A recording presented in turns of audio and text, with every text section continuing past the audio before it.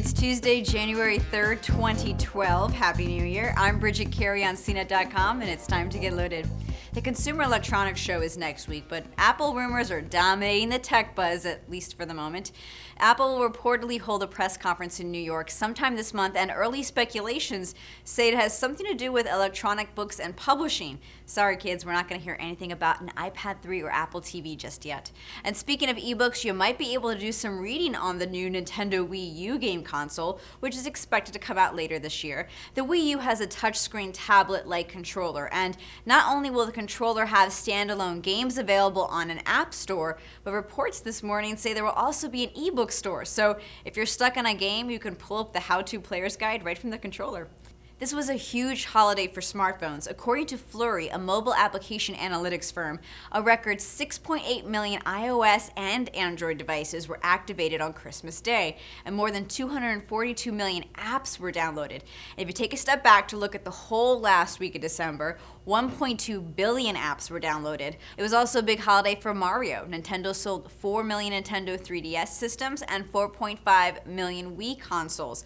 Overall, for the year, Nintendo sold more than 12 million gaming systems in the United States, and it's hit that number for 5 years in a row, according to the company. And it isn't just devices that can have a good holiday season. The social network Google Plus saw its usage in the United States rise 55% from November to December, according to the firm Experian Hitwise. That means Google Plus had 49 million visits, but Google's keeping mum on the official numbers. One analyst and self-proclaimed Google statistician, the founder of Ancestry.com, believes Google has 62 million users. Of course, it's a ways away from Facebook's count of 800 million users.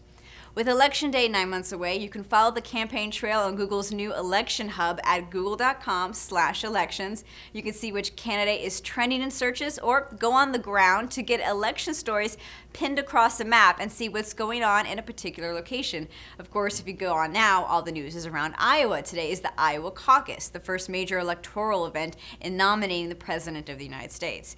But if you'd rather go by Facebook stats than Iowa polls to determine the Republican presidential candidate, well, then Mitt Romney is in the lead with more than 1.2 million fans, according to the social media statisticians at Social Backers.